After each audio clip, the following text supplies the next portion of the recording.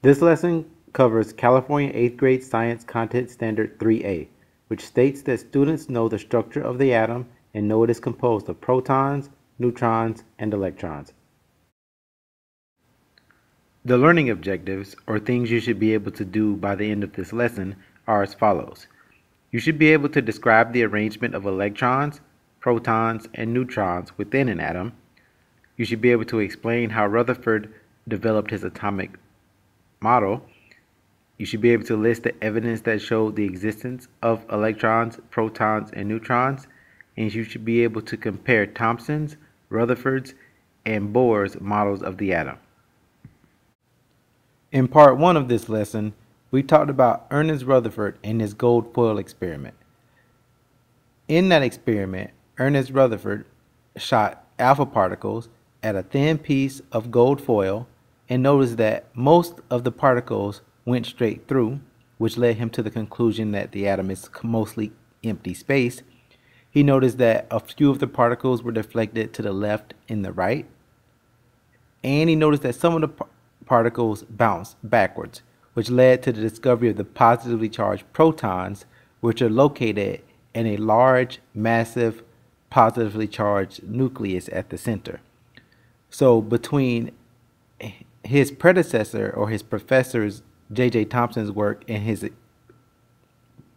approval of or his proving of the existence of electrons, he also proved that there were positively charged particles, which we call protons.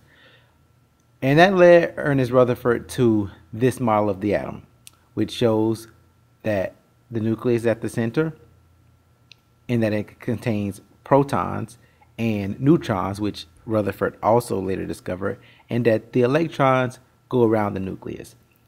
Now, there are some weaknesses in Rutherford's model, even though we have long held this image to be what atoms are like. But some of the weaknesses are that, first of all, Rutherford's model doesn't explain how the electrons are actually arranged around the nucleus. It doesn't explain why elements have different chemical properties, and it also does not explain why some elements are more reactive than others. And all of this led to further work on the atom by a scientist by the name of Neils Bohr. This is a picture of Neils Bohr. Neils Bohr wasn't content with Rutherford's model of the atom because of the weaknesses that we just mentioned. Neils Bohr thought that the electrons traveled around the nucleus at a certain diameter or a certain distance. And he came to this conclusion because of his work with the hydrogen atom. Now, hydrogen is element number 1, so that tells us it has only one proton and only one electron. So it was very easy for him to study. And through his study, Neils Bohr noticed that when atoms are excited, they absorb and release energy as light. And light is emitted at different wavelengths. And the wavelengths that the human eye can see are called the visible spectrum or the rainbow. But certain elements only emit light at certain wavelengths. So this led Neils Bohr to conclude that these electrons must have certain amounts of energy. And he came to the conclusion that electrons can only move at a set distance from the nucleus, in which he called energy levels.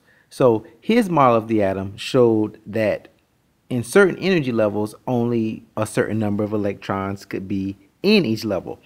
We're only going to focus on the first 3 levels, but in the first energy level of an atom, it can hold 2 electrons. Once it's full, the second energy level can hold 8, and then the third energy level can hold a maximum of 18 electrons. Okay, and so in these first 3 levels, one level can't be full until the level before it is filled. This picture shows the first 10 elements in the periodic table and the electrons arranged in their energy level. you'll notice hydrogen, once again, is the first element and only has one electron. If you look across to helium, you can see that it has two electrons. And as we previously stated, only two electrons can fit in the first energy level. Once it's full, the next energy level begins to be occupied, which you can notice if you look at element number 3, lithium, which has a total of 3 electrons. It has 2 in the first energy level and then 1 in the third, or in the second energy level. And then the energy levels continues to fill up. If you look over at neon, you will notice that it has a total of 10 electrons. It has 2 in the first energy level and then 8 in the second energy level. So its outer energy level is full. The 11th electron or the 11th element would then, which is sodium, would then have 1 electron in its third energy level. But Neils Bohr's models of the atom that look like these explain some of the weaknesses that Bohr's model didn't. It tells us that why electrons, it tells us why elements have different chemical properties. It explains how the elements or the electrons are arranged, and it explains why some elements are more reactive than others, which we're going to talk about more later. There are some weaknesses in Bohr's model, however.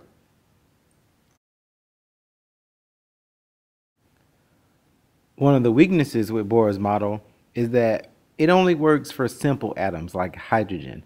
Once the atoms become more complex and more energy levels are involved, the model kind of breaks down.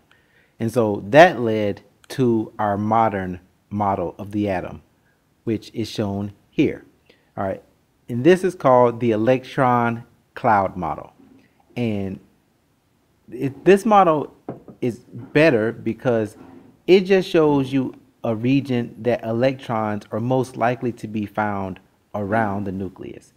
And because electrons have a negative charge, they are attracted to the positive charge of the nucleus. But electrons move extremely fast, almost the speed of light.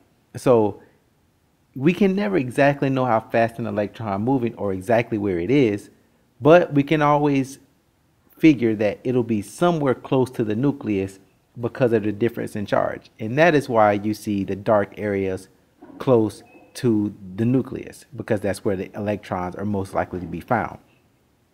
You should think of this kind of this way. Here's a good way to think of it. Let's say it's an extremely hot day and lots of people are out playing in a field.